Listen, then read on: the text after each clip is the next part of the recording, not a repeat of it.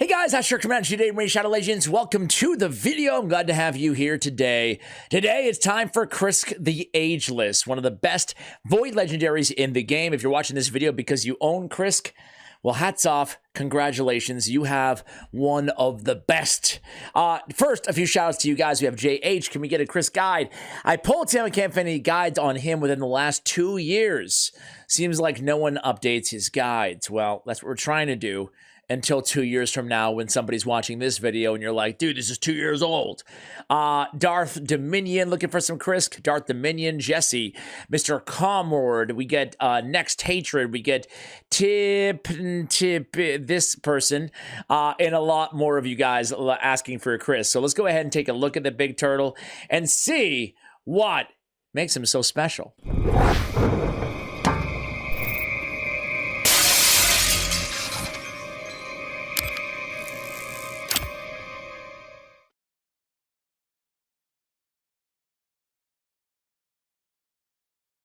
Honestly, guys, I should have made a Krisk guide like as one of the first videos here, not the 350th or whatever it is, right? But the truth be told, the reason I've been delaying on him is because it would be like a 5-hour video to show all the ways and reasons this champion is good and can be used anywhere, right? So I'm going to try to like super simplify it. I'm going to talk about where he excels. We'll talk about the fundamentals, and we'll give you guys like 5 or so ways that we can build this champion and how that will inform where you're going to be using him, obviously, like how you're going to be building him. I'll show you some of his solo content, and I'll show you, the types of team that he runs with. But truthfully, we could be here literally on almost every single dungeon in the game, every area of the game. He's one of the most versatile champions inside the entire game, and that's part of what makes him so incredibly good. He's a legendary defense-based Void Affinity Lizardman champion. He's the big turtle. He's an OG Void legendary in this game, and he's one of the best, when he was introduced, and he's still one of the best today. A lot of players, myself included, to full transparency, have actually stopped using him quite as much because of maybe, I'll say, some redundancy in Grazer Iron Guts kit, right? They all have a bunch of AoE attacks, 3 AoEs to be exact, 2 AoE attacks on Krisk, 3 on Grazer Iron Gut. They both have an AoE provoke. They both can deal significant damage. They both have a shield. So there are definitely some similarities. And, I'd be lying if I said that in the end game account, they're lucky enough to have both of these very hard to get legendaries. Some have kind of, I don't even want to say switched. I'll just say divided their use on these two champions, because there are a lot of similarities, but there are also quite a few differences that make Krisk still incredibly unique and preferable to Grazer Iron Gut in a lot of situations. So let's go ahead and go through his kit. First of all, his base stats are nothing too special except for the defense. The HP is okay at 19.4 from a defense-based legendary. His defense is very good. Anything over 1,500 is elite in this game, but his speed is very slow. 94 speed on Krisk the Ageless. Enter the Morass. His A1 ability is an AoE with a 50% chance of placing a decreased speed, big version. This is particularly useful against Hydra clan boss. The build that I'm going to share with you guys on my Krisk today is going to be my Hydra clan boss build. I love this build, but it is very specific. With that said, I use them everywhere in the same build, right? Because who has 2 Krisks? If you do, congratulations. But I build mine for Hydra. Basically, I tend to do this with a lot of my champions. I'm sure you guys are the same, right? I build them specifically towards what I find to be their #1 use case on my account. And then I make do with that build everywhere else, right? So anyway, an AoE with decreased speed on the A1, very good. A Centurion Vigor on his A2. This is going to be an attack all enemies, an ally protection on all enemies for 2 turns on a 3-turn cooldown, 2 continuous heals on this champion for 1 turn, and increases the duration of all ally buffs by 1 turn. This makes him an extremely good Demon Lord clan boss champion. Frankly, the extension of buffs plus the ally protect plus a hard-hitting AoE on the A2, this is his hardest hitting ability, makes this an insanely good skill, right? And this is all on a 3-turn cooldown. It's hard to keep track, frankly, of everything this champion does, especially when we get to his passive. Let's move on to the A3. Invincible Shell, 3-turn cooldown. Thankfully, the books go right to the cooldown here. Place a provoke on all enemies for 1 turn. Notably, he is not attacking. He's just placing his provoke. Has an increased defense on himself for 2 turns. Between the increased defense on himself and the 2 continuous heals on himself, both on a 3-turn cooldown, he does a great job of keeping himself alive, right? He also places an increased speed on all allies, big version for 2 turns, again on a 3-turn cooldown. So let's keep track here, take inventory. In terms of debuffs, he's provoking on a 3-turn cooldown, great for Hydra Clan Boss, great anywhere. He's got an AoE decreased speed, and that's what he's got so far. The rest are all going to be on the passive, which is incredibly strong as well. For buffs, he has an increased speed on a 3-turn cooldown. He has he has continuous on himself. He has increased the duration of all ally buffs, very powerful. And ally protect as well. And then it all comes together with Might of the Ages, no cooldown on this ability, which is important. At the start of each turn, round, place a shield buff on all allies for 2 turns equal to 50% of this champion's max HP. Let's stop there. So that's a great shield. Great shield. It's a big, big shield. And you can stack that with other shields and bolsters in the beginning of a round. It's 50% of his max HP is significant, okay? And it's the start of each round, obviously, so meaning you go into arena battles with that shield, right? Or you go into each round of a dungeon with that shield. Now, let's continue. 100% chance when booked of placing a big version of decreased defense and a big version of decreased attack on the attacker for 1 turn every time he's hit. This is particularly good because it synergizes with his provoke. He's getting hit a lot. So essentially, he's a shield champion and he's a debuffer, the 2 most essential old school debuffs in the game. He's got them all. So he's debuffing, he's shielding, he's ally protecting, he's healing, he's increasing duration, he's doing a lot of damage, he's provoking, he's increased speeding, and he's decreased speeding. That is the magic of Krisk the Ageless. What a champ. What a champ. Let's go ahead and pull him up on hellhades.com. They give him a perfect 5 out of 5 rating. Rightfully so. That's definitely one that I can agree with. Clan Boss, 5 out of 5. Hydra, 5 out of 5. Doom Tower, 5 out of 5. Waves. Iron Twin, 5 out of 5. Ice Golem, 5 out of 5. Honestly, even Ice Golem Hard, I'm not sure why he's penalized so much as to be a 3 out of 5. I think he's great in Ice Golem Hard. Just be careful because he can die. As is the same with any ally protector. You got to be careful of those hard hits, taking on or incurring all that extra damage when your allies are smacked, right? But Dragon, I mean, frankly, you can use him anywhere outside Fire Knight, because of the single hitter on the target on the A1. I don't love him in Fire Knight. But any other dungeon, he's going to be great. He's going to be great. Good control for Spider if you need it, if you want it. But Doom Tower, Magma Dragon, Nether Spider, Celestial Griffin. If they give him a 2 out of 5 in Dark Fae, I don't mind him in Dark Fae. The only downside is you have to deal with shielded allies, but that's something we have to deal with anyway if we have a shield set or a bolster set on the team. He's great because you can open up by provoking all of your mirrored images and you're good to go. Extend the duration of your buffs, kill them, do whatever you want to do from there. It provides the increased speed, most importantly as well, for your team after he's already provoked his mirror Krisk. So I actually give him a higher score than 2 in Dark Fae. I'd give him like a 4. Eternal Dragon, Frost Spider, Scarab King, all a 4.5, man. Arena, 4.5. Like I said, he's one of the most versatile champions in the game, which is why I kind of hesitated making this guy. Like, where do I show him? So, yeah, I don't know. He's good everywhere. Multiplier is a 2 multiplier on his A1, 2 defensive multiplier. He's got a 3 defensive multiplier on his A2, but keep in mind, 3 might not sound like a lot. It's the same exact multiplier as a Valkyrie's A2 ability.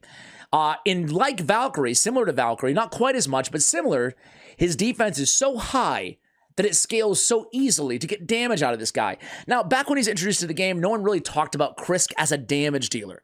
But with the advent of Hydra being added to the game, he's a great option for a ton of extra support damage from Hydra Clan Boss. If you can keep him alive, which is a big if you can, build him for damage. I'm building him for damage today because my man comes through, depending on the team, the difficulty, all that stuff, all those parameters, my man comes through with a ton of extra damage in Hydra Clan Boss with some crit rate, and some crit damage. They recommend for general PvE. I'll show you the Masteries on hellhades.com. There you go. I think these are just fine. I love Lasting Gifts and Master Hexer on this champion for obvious reasons. He's bringing a lot of buffs. He's bringing a lot of debuffs. I would say you can pick up Sniper as well to increase that decreased speed to a 55% on the A1. I actually think that's pretty useful. So yeah, take advantage. If you haven't fully booked him yet and you're trying to land those debuffs, the decreased attack and decreased defense on the passive, Sniper would also help you out a lot there, right? Because it's 75% unbooked.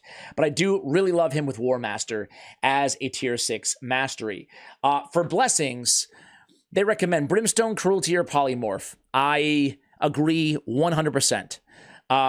Brimstone and Polymorph, surprise, surprise, are going to be my strongest recommendations to you guys. Let me show you the build really quickly on my Krisk the Ageless. And then just for fun, instead of showing you him, I've already used my Hydra battles, unfortunately. But I just want to show you how much of a game changer he is to an account, especially a progression account that pulls him, by just soloing some content with Krisk. In this set, he's not in regen, he's not in immortal or anything like that. He heals himself with the continuous heals, and then he mitigates damage with a decreased attack on the enemies, right? He's in a relentless set, and he's in perception. This is a Hydra clan boss build. For other set recommendations, for PvE, lifesteal, speed, accuracy, defense, immortal, I would actually say perception. Perception is number 1. For PvP, defense, speed, accuracy, perception, resist, okay? Pretty self-explanatory. I like perception on this dude. You could even run him in Guardian if you wanted to, right? There's a lot of options, essentially, that we can take advantage of when we talk about Krisk the Ageless. Stat priorities are going to be, I would say, accuracy, first and foremost, and then speed, defense, crit rate, crit damage if you want to build him for damage. You don't want to totally neglect HP as well, because keep in mind that shield is based on his HP. So if you want a beefier shield, especially in PvP environments, in the arena, we'll take advantage of HP percentage on his chest instead of defense percentage. Okay, so we have accuracy on the banner, I'm sure. We have crit damage on the amulet. We have defense on the ring. We have speed on the boots. We have defense percentage on the chest. And we have crit rate on the gauntlets.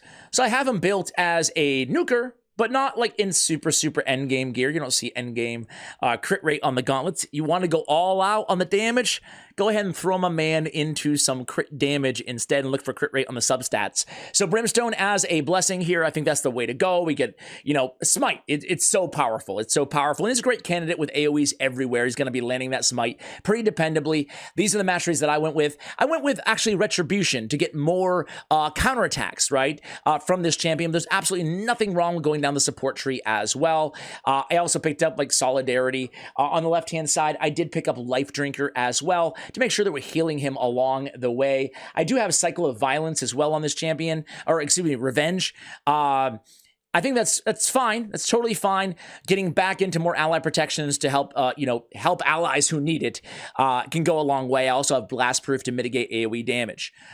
So there it is, guys. That's my build. These are my total stats. If I was running him only in the arena, I would totally sacrifice crit rate and crit damage, right? If I was using him as an arena champion, or I just wanted him to be super tanky to incur more damage for my allies, to be that big tank for my team. There's definitely a case. There's probably one out here. And let me run him in the background here too. Let me just run him. You know what, guys? He can solo anything with nothing, with no gear on. I have him built as a nuker. This is him soloing Minotaur. These are just food champions or whatever, Okay, this is a high resistance build. A shield build. I like this a lot. As an all-out nuker, this is how we want to build Krisk. Excuse me. All-out tank. This is how we want to build Krisk. We want to go down the defense. We want to pick up Bulwark, Selfless Defender, and make him an uber tank. Just keep in mind, between the Provoke and the Ally Protection, just like we talk about with Visix the Unbowed, he's going to be taking on a ton of damage. It's not a bad idea to consider, especially if you're early game, building him with with Bloodthirst or Lifesteal, just to make sure he can stay alive. Now, he does have, again, the increased defense and the continuous heals, which you're seeing right here, which do the trick, right? It's beautiful. He can solo any Nightmare campaign stage with ease, including the last one. Again, I could sit here and show you every dungeon with Krisk, but hopefully you get the point. This is what I love for Hydra Clan Boss right now, but don't be afraid to go all-out support if you want to. Build him as a tank. Use these masteries. Look, he's keeping everybody else alive at level 3 here too because he's so good at it, right? He brings so much to the table. I think I want to kind of end on this note. The most amazing thing about Krisk is he does the job of like 2 or maybe even 3 champions. The increased speed, the debuffs, the shields, the buffs, the buff extension. The buffs never go away on your allies, right? That is the power of Krisk the Ageless, guys. So here we are in Nightmare Campaign, guys. This is, the final stage, basically. Krisk, in the gear that we have him on, basically, he's good to go, right? There's no lifesteal, there's no regen, there's no immortal or anything like that. He can keep himself alive with his continuous heals on the A2 and do enough damage because of the build that we have him in to pretty easily bleed through these mobs. It's funny because I remember when this was so challenging for me, like back in the day, Nightmare stage campaign, right? And now it's really not that big of a deal. The only thing that can go wrong here is Mortu Macabre, obviously, ending our life with his peril ability. But if that's not the case, if that doesn't happen, I should say, we will be absolutely good to go here. So let's see. Oh, it looks like we're looking pretty good. It looks like we're good. I don't want to speak too soon, but there it is. Do we? I thought we killed him at the end, but you guys get the point here, right? At the very last second, he periled us. But yeah, he can bleed through any wave content. Obviously, in the arena, he can be, more than serviceable on Go Second teams specifically. Don't really feel like going against a Warlord here. Let me throw together I should have went against that Mortu Macabre team and gotten revenge against Mortu. Let's go against a super tanky team here. Let's get Canoness, who I think I'll have next on the Champion Guide channel. Let's get her out. Let's put Krisk in, and here we go. Oh, wait. Who did I take out? Is Krisk in? Yeah, he is. But Canoness is in as well. Oh, well, it doesn't matter. So here we go. We're going to go in with the... So, Stone Skin. Okay, cool. Let's go in with the Let's just go with the A2 and at least extend the duration of all the buffs on my allies, right? Let's go in and add a little ally protection to our nuker. Let's go increase speed. Let's just wait. Basically, it's a waiting game, right? We need to get all their buffs off and not let Harima kill us in the meantime. But this team is super tanky. We can control. You can see he landed his Provoke on Mithrala Lifebane with 400 accuracy. That's pretty crazy. That's hard to do.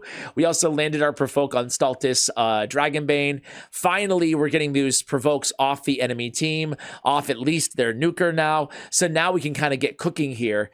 Again, he goes in the A. He's already back to his A2. He's already extending the duration of our buffs. You probably noticed that we went in with his shield to start things off. We got a decreased speed landed on Stultus Dragonbane as well. Now we're provoking Harima. We're provoking Stultus, of course, getting cleansed by Mithrala. But you can see, I mean, he's taking a lot of damage. We mentioned that, right?